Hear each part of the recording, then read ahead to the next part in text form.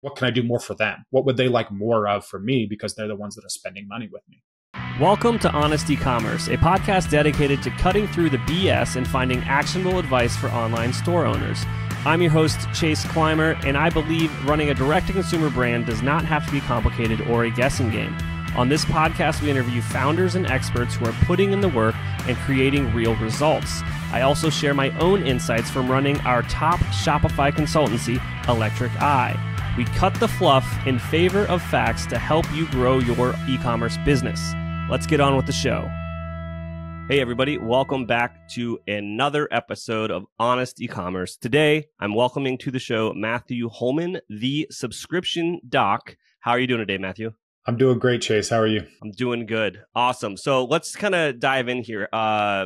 For those that are unaware, just tell us quickly, like, what is the subscription doc? What kind of content or what are you doing on the internet these days? Absolutely. So subscription doc or subscription prescription started about a little over 2 years ago. My partner and I basically were kind of looking at the subscription space. I was running growth for a subscription management platform called Qpilot and kind of seeing the space thinking, there's a lack of like knowledge or thought leadership. There wasn't really much in the sense of like newsletters, podcasts focusing on subscriptions. So we kind of started that as partially lead gen for Qpilot at the time, but also seeing this big opportunity. And the more we've done it, we've found more and more people just really resonating with getting help, getting expert advice on how to build subscription programs.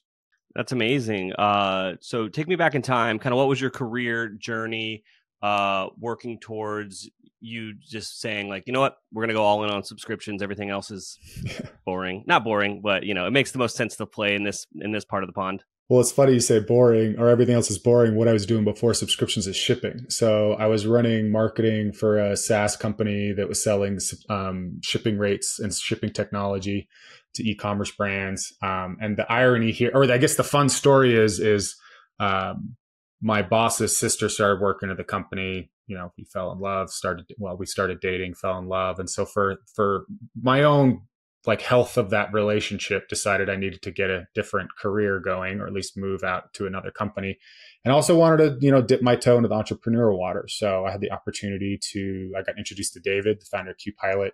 We hit it off really well because Qpilot is very like logistics and shipping focused as a subscription platform. And my shipping background, and honestly, if I can write blogs that make priority cubic mail shipping sound like even mildly interesting, like, I've got to be a good content marketer. So that kind of was the start of that relationship. And the more and more I got into subscriptions, it just really resonated with me. There's a lot of math. There's a lot of customer experience. There's a lot of things that I just kind of like resonate with. And the more I talk and help people with it, it's just something that I think for me also, it's about like less about marketing SaaS now and more about consulting and helping people solve problems. And that part, it's just works a lot better for me personally and professionally. Gotcha. So what are like the types of clients that you're typically working with? Is it mostly end merchants with some sort of subscription element, or are you still on the other side of the coin as well, helping these SaaS companies better articulate what they're doing? Yeah, mostly it's on the D2C side. I still help out a little bit on the B2B front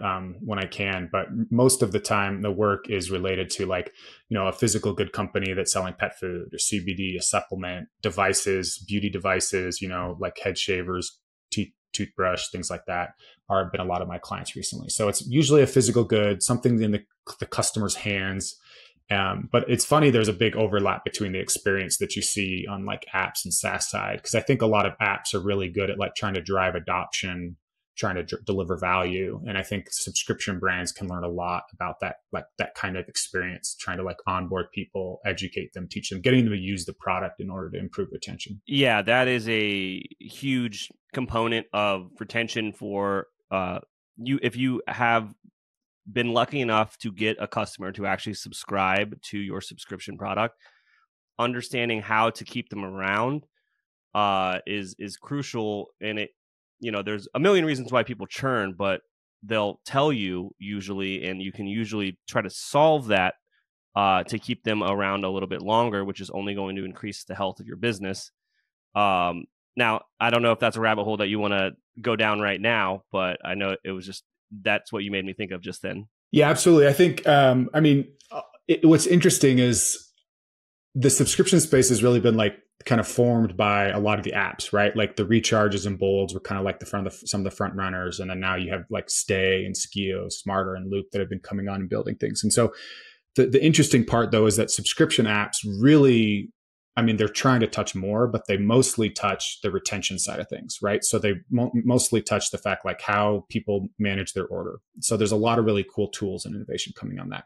But the problem is that a lot of where growth and change in customer experience comes from is actually in many ways independent of those apps. But a lot of brands feel like, Stay should come in and like transform my entire experience. It's like, well, no, Klaviyo is still going to be your number one resource for communicating with subscribers, right? So thinking through like how you're bringing people on. So like when we're talking about how we actually improve retention, yes, you use those apps to make those changes to make things better, but you have to be looking at how am I talking to people from an email standpoint? What does my unboxing look like? What type of offers I'm bringing in? So that's one of those fun things about when we think about an app that you download. I think it's like, just think of the last time maybe you downloaded an app to help you with sleep or exercise or something like that. You download it, starts asking you questions. It starts trying to get more information about what you need, what you want, and then tries to give you an experience that matches that. And if you're selling, say, like protein powder as a supplement for your brand, and you're not thinking that same way, you're missing out. Like, how do I get more information for what this person needs this product for, what they're doing? And then how do I start to personalize that experience for them? And so, yes, you use the subscription apps to do some of that. But again, a lot of that is using tools like Ecommerce and Klaviyo to try to collect information and deliver those experiences. Yeah, I mean, we've dropped a bunch of app names in this episode, and I am familiar with and have used almost all of them. And the one thing that they all have in common is this kind of even goes back to Shopify is guilty of this, is painting this picture that everything is easy and that it's all plug and play and you're going to be a millionaire after the fact, right? It's almost a less sleazy version of the get rich quick drop shipping. Now you have a Ferrari stuff you used to see all over the internet a few years back. It's like, no, it's building a business. Even though these apps are so well integrated, an app doesn't solve an underlying business problem. Without a strategy, it's not going to do anything for you. And so on like our side, on the agency side of things, when we're working with brands that have a subscription element, like one of the first foundational struggles that they have is like, they're like, hey, we want to launch a subscription. And we go, cool. How? Like, what is the subscription? Because there are, I don't know, Matt, how many different ways have you seen people build out subscriptions? It's almost, the limit doesn't exist. Yeah, I'm not sure. There's always some kind of tweak or permutation. And I've seen a lot of really fun ones. Fun, interesting is always good, but as long as you test it at first and fundamentally make sure that your customers want it. But that's like one of the biggest hurdles, I think, for people that are trying to adopt a subscription program is they haven't sat down and thought about it. Yeah. And that's the absolute like truth of it. Like you have to spend time figuring out like what's the value prop. Like, so a question I get asked by like agency owners, SaaS companies, others, like, how do I start potentially like look at offering a subscription model? Podcasting, right, is another option. Like I have a friend who does podcast consulting. So the question for the answer for them is the same for any brand. It's like thinking through what service or need is being underserved that you think you can deliver more value for and why.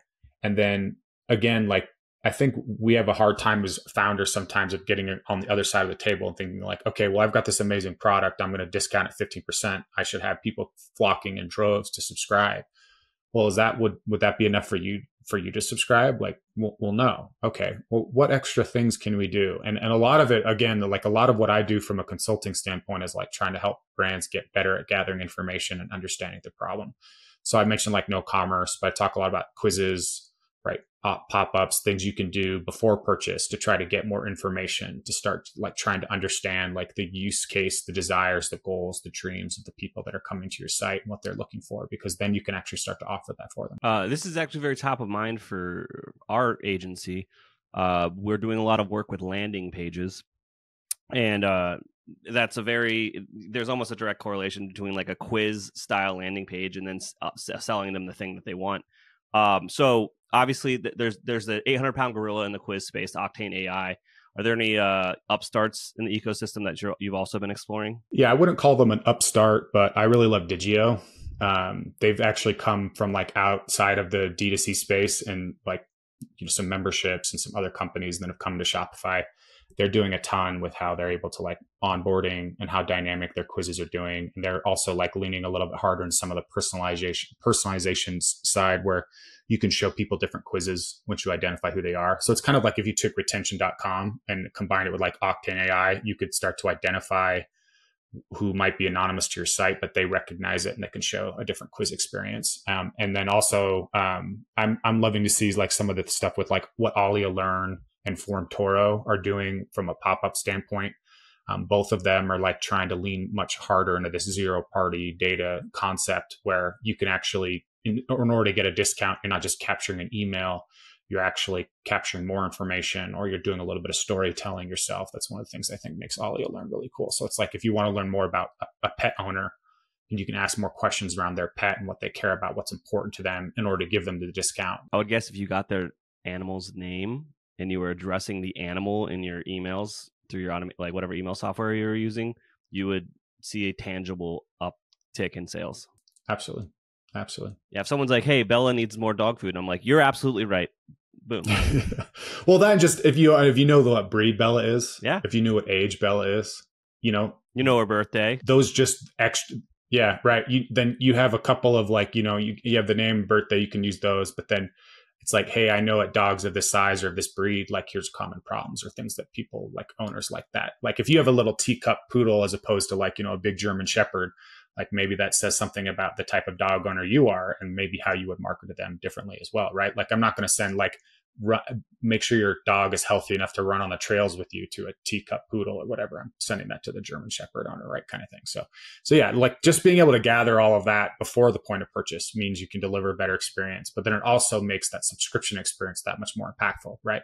I know now what's going to be more motivating that owner, what's going to do better on a retention, understanding their problem means I can sell it to them and speak to them in the right way. Okay. So I just kind of want to walk through some of the things we've talked about so far. So we talked about one of the foundational things that brands need to do is they really need to think about their subscription offering and what that is going to be before they start looking at technology solutions, because sometimes these solutions have quirks to them to where what you want to do, that you then need to find the right technology to do it. And that comes up all the time when we're consulting on this stuff. But when we were talking about that, you alluded to, people are doing some fun stuff. So what are some ways that brands are kind of innovating in subscription? Yeah, I think how some of them are leveraging membership models is really exciting, right? So I think I have a friend here in Utah, they run a couple of different brands where they're actually charging a membership fee in order to like access the site to get wholesale pricing. So instead of it's like your tip, yeah, so it's like they're charging you, hey, it's like it's similar to like the Fabletics model, which is like, hey, you pay us the subscription and then you get access to all these products at a discount kind of thing, right? So they're basically charging like a $12, $13 subscription monthly to get 50% off all of like their goods. And so they have a few different brands with a few different angles. And so basically they're charging people for access to their site, right? So the idea that you're actually paying them a flat fee every month in order to buy product from them is that's why what I think of when I think of fun. It's like, that's the ultimate game is I'm charging you for access to my stuff to spend money with me, right? It's like somebody paying money to get into a carnival to waste a ton more money with you. And so there's that. It's the Costco model. Yeah, it is. Yeah, no, exactly. And so and that's, I mean, Costco is a great example of one. But you're seeing brands like Carnivore Snacks, X Endurance that are leveraging like memberships as a means of like offering a higher level of tier or service to people.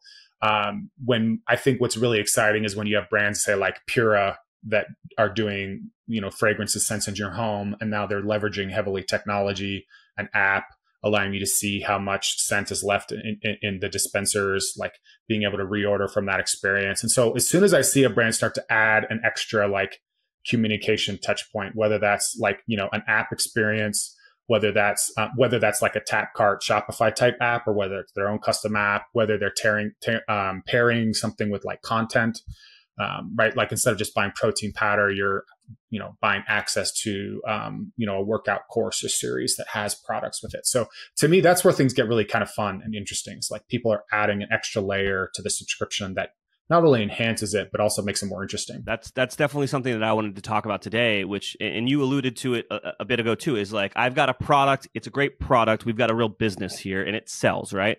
And me as a founder, right. I assume if I just give you this product every month for 15% off or whatever, that you as a consumer would be happy with that.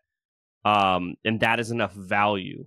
And I argue, probably not enough value. That's like table stakes in this kind of age of commerce. But also, do you actually need to discount, or can you be more creative about how you're adding value into this subscription? Right. And those value adds I've seen done so creatively. Right. For example, what you just said, I see a lot of brands that sell, protein powders or supplements in general. When you purchase them on subscription, you could then get access to all of their private database of all of this content about dieting and exercise, etc. And it's usually very nuanced to the goals of that purchase. And that is you don't even have to discount, but you get on subscription, you also have access to this valuable database. Like, that's not all that is increasing your work up front to build that kind of that library of information. Like, that's a perfect example of ways that you can be creative about thinking like, what's the value add to make sure that someone wants to get on subscription. I think other ways to think about it is like free gift with purchase. Obviously, discount is something that people consider, but there's a lot of ways to do it without degrading. Yeah, well, I mean, I was literally doing having this conversation with a big beauty brand here in Utah yesterday, and I raised this question to them, and I'll raise this question here to everybody. It's like, okay, if I'm selling a $50 product and I'm discounting that 20% to get somebody onto a subscription, right? So that's $10 essentially I'm marking off that product. Okay, if I look in the rest of the catalog, what's my landed cost for my average product? Well, a lot of theirs it's under $5 is their landed cost. Okay. So would you be better off discounting that heavily, or maybe giving a 5 or 10% discount or no discount and then giving a free product? Okay, well, from a margin standpoint, I'd rather give away more product because that means I'm going to protect more margin. It's going to be cheaper to me than just discounting it by 10 or 20%. But then you start walking down like what customer experience and psychology looks like. We're talking about a premium beauty brand that's heavily discounting goods to get people onto a subscription, as opposed to, would you rather have somebody who's like coming in and they're really incentivized by the discount, or would you rather get somebody who's really incentivized by the combo of the products you're offering them? Yeah, you want it to be the value because that's derivative of the offer. Right. And so that's like, okay, if as a buyer, if I find the product combo more compelling, I'm most likely to be using both of those products. And then it's more sticky, which makes me stickier from a retention standpoint. And then I'm going to be more open to buying other products from the skincare line, as opposed to the discount approach. If I don't see big discounts, you're not going to motivate me to make more purchases. And then if I don't think your serum is on par with, or if I think your serum is just as good as a brand where I can get half off on Amazon, then I'm going to go to that one, right? So the two different types of buyers' experiences. And we can talk about this, like whether it's pet food with treats, whether it's supplements and, protein powder with creatine or pre-workout. Like, there's a lot of different opportunities to be able to do that when you have a diverse SKU catalog. It's a little bit harder when you have a hero product, but then with the hero product, it's more about what more information can I get from people while they're buying my hero product? Because now if I don't have those products available, I can go develop those, right? And that's where your opportunity is. I've got this one big product that 90% of people buy. Well, now I'm going to start looking at ways I can enhance that, develop products for that. And I'll just finish that by saying, like, X Endurance on my podcast told me that one of their co-founders said they literally develop new products just to introduce them to their membership program. So it's like, here's a perk. We're trying to roll out another set of SKUs of stuff because we know our members would like it and they're willing to pay for it and they get access to those. And so it's like that mindset of like, oh, we're just going to keep developing stuff that they're going to buy from us. Yeah. Now, and I just a quick little sidebar on discounting in general from a consumer psychology perspective. If your customers are used to you discounting, they will probably wait to buy from you in general. So you're creating this weird relationship with your customers, but also statistically not the best customer compared to a customer that buys because they believe in the brand's value, right? Right. So those are a lot of, you usually run into those types of issues when you're dealing with more discount, budget, value, commoditized offerings. Not as much as you go a little more towards premium and upmarket stuff, but it is worth mentioning there is a reason to not discount outside of the margin. It's the customer service. Those types of buyers are often a little more demanding. I don't know. No, I agree. I mean, again, it just makes me think my wife for a while was subscribed to Pros, which is this like personalized shampoo and conditioner. Like they formulate it personally for you, right? So that offer, like she's willing to pay a premium price for that as opposed to just buying discount shampoo or shampoo that like, she had to be motivated by a discount to be able to buy, right? So like there's a lot of things out there that are like really creative with how people are developing products, the quality of products. And so, and often if you get that right, you don't need to discount to get that. But for the most brands, you have to figure out some way or some lever you're trying to get somebody across that finish line. And discounts are usually the easiest way to do that. But when you lead with a discount, you lose your best last second lever, right? So it's like, again, if you think Black Friday, or I'm sitting on the fence about this purchase, right? I've got it added to my cart and I've been thinking about it for 2 days and I finally get that, here's an extra 10% off if you go make the purchase now, boom. But that works best for people that are already in the strong consideration stage. If it's like the only reason somebody's coming into that funnel is because of the discount, then you have a problem. You have a lot of problem. So I would say, speaking of problems and mistakes, what are some of the common mistakes that you see subscription brands making so we can try to help anyone thinking about it to avoid them? Yeah, I would say the biggest one is like from a philosophical standpoint and, think about strategy high level. Again, I've looked at literally like hundreds of subscription brands from my time at QPilot and as the subscription doc. And one of the biggest things I notice time and time again is that there's a little bit of this like siloed approach for how subscriptions work. Like you have your growth team that's like trying to drive down CAC in order to acquire subscribers at the cheapest price. And then you have a retention team that's trying to like work really hard to give them discounts or surprise and delight or some other kind of element to get somebody to like stay on the subscription longer. And so I would say like, again, one of the biggest mistakes is having those things siloed, right? So if you're driving down CAC because of how you're forming a big bundle and how you're discounting it in order to get somebody to buy, but you're incentivizing somebody from a discount standpoint, like we just mentioned, then that's going to make it harder to retain somebody because retention now is losing out on the option to like maybe discount or give away something to make that happen. So anything you can do to step back and just look at, okay, who's coming in? Why are they coming in? Why are they buying? That's how we can work with them on retention. So it's just something as simple as like coffee, right? If we're selling like, the perfect at-home brewed coffee, right? Well, we can look at the types of people that are coming in. Is it people that are new to brewed coffee or people and they've heard about it and they have a friend who does it? Or is it people that are old pros at brewed coffee? And so they're looking for a better brewed coffee experience or a better flavor or something. So just even understanding that like difference in the type of like potential buyer changes how you might speak to somebody on the product page, in the confirmation emails, in the welcome series, right? One's more about educating about how to get started and what a great cup of brewed coffee is. And you often want to oversimplify that for them. As opposed to somebody who's a pro, you're going to want to spend a lot of time differentiating yourself between other brewed coffee brands. So everything you can do to try to like unify what that looks like from the growth and retention standpoint is honestly one of the biggest opportunities for brands to grow. If the subscription element of your business is a major chunk of it, everything Matthew's really talking about here is basically conversion rate optimization, but you're looking at some other KPIs. Like on the front end, you obviously want to get subscriptions. You want to get signups for your actual subscription thing, and you can do all the traditional CRO stuff: heat maps, scroll maps, user testing, customer interviews. Like you can find out how people are getting there and what are those decisions that they're making to purchase the subscription or not purchase the subscription. Right.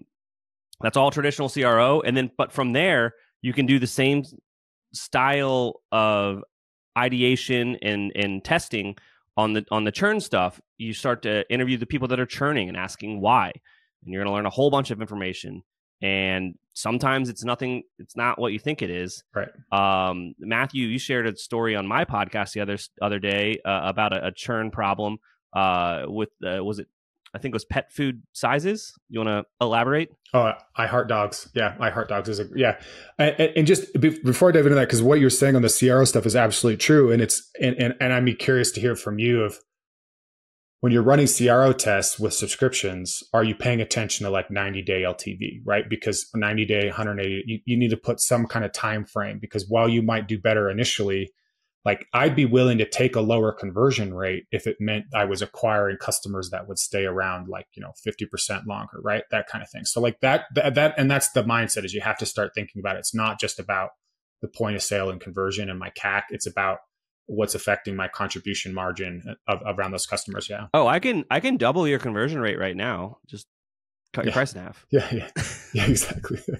But yeah, the example you mentioned is one that I love. A big shout out to Ivan Rodriguez at I Heart Dogs. Is a good friend of mine, has worked there for a long time. And the experiment, they were running subscriptions for a while, like a lot of brands, and just collecting data. They weren't spending a ton of time on that. But when they decided to start to dive in, they found like a lot of their complaints for people canceling was too much product, which again is common across the board, too much product. But they you go a little bit deeper, like, why do you have too much product? And so what they found was a lot of feedback from people was that they didn't know what to order, because dogs come in so many different sizes that people weren't sure how much they should order for their pet.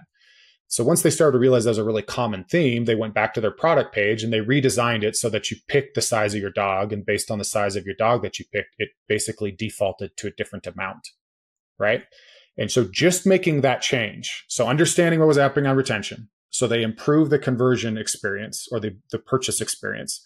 So conversions go up, right, by like 30% because they've started to speak to the customer better. And then retention goes up 40% because they've addressed the number one problem why people are churning and having too much product. And so that's a great example of like how making a design change on the experience based off of feedback from retention influences positively both acquisitions and retention. You're just setting up these segues so well. So talking about things that improve the experience, like what are some other ways that can improve the subscription retention? Yeah, I think really like looking at email series is another big one. I mean, I know every brand out there is worried about doesn't want to send too many emails to subscribers because it sparks cancellations, which I get. But if you look like that first week, that first 7 to 10 days, that's when people are like most excited about what they bought. That's your biggest opportunity to educate them and when I say educate, I mean like, okay, using that brew coffee experience, like it could be something as simple as explaining like how you set up that, how you do that, right? Like in case you've never done it before, here's the best way to do it. Then I'm going to spend time explaining to them why a brewed cup of coffee, why it tastes differently than, instant or something you might get at like, Starbucks or something like that. I'm going to share them like where those coffee beans come from. I'm going to talk about my founder story of like why I was motivated to create this company and how we're changing the world one cup of coffee. You know what I mean? So it's like thinking about those experiences. So a better welcome series around how you're like bringing people onto the subscription. And then also with the subscription, like the upcoming order notification email that everybody, should be sending out, legally, but a lot of brands still aren't doing that, is like beefing that up a little bit too, making that feel more personal, like demonstrating value, leading in the email. Just please don't make it just, hey, your order's about to process, click here to make changes. So those are two big ones. And then anytime I can, I also will stress like collecting more data, looking at your cancellation surveys and looking at your post-purchase surveys, and then periodically surveying your best customers. Because again, a lot of the mindset is I want to try to fix what's wrong with retention and not, I want to find out more about what's right. So yes, I might be losing 20, 30% of my subscribers in the first month or two, but I have 30, 40% that are making it to a year. Okay, well, what are they liking and loving and what makes them different than the people that are leaving? So like spending more time thinking at what can I do more for them? What would they like more of for me, because they're the ones that are spending money with me. Absolutely. That's amazing stuff. Now, can you remind the people that have been listening, and obviously you've been sharing all of these insights about subscriptions. How are you helping people do this? And what are the ways that they can either get information from you, learn more from you, or potentially work from you? What should they do? Yeah, absolutely. So you can reach out to me on LinkedIn, Matthew Holman, the subscription doc, or take a look at my website, thesubscriptiondoc.com. Basically newsletter, podcast, and then consulting. I'm happy to do conversations. We do a paid or a free audit depending on your size and what you're looking for. And then, I have a lot of clients paying me monthly retainers to help them optimize their subscription program. Awesome. Matthew, thank you so much for coming on the show and sharing all of those subscription insights. It was a blast. Absolutely. Thanks, man. We can't thank our guests enough for coming on the show and sharing their knowledge and journey with us. We've got a lot to think about and potentially add into our own businesses. You can find all the links in the show notes. You can subscribe to the newsletter at honestecommerce.co to get each episode delivered right into your inbox. If you're enjoying this content, consider leaving a review on iTunes. That really helps us out. Lastly, if you're a store owner looking for an amazing partner to help you get your Shopify store to the next level, reach out to Electric Eye at electriceye.io/connect. Until next time.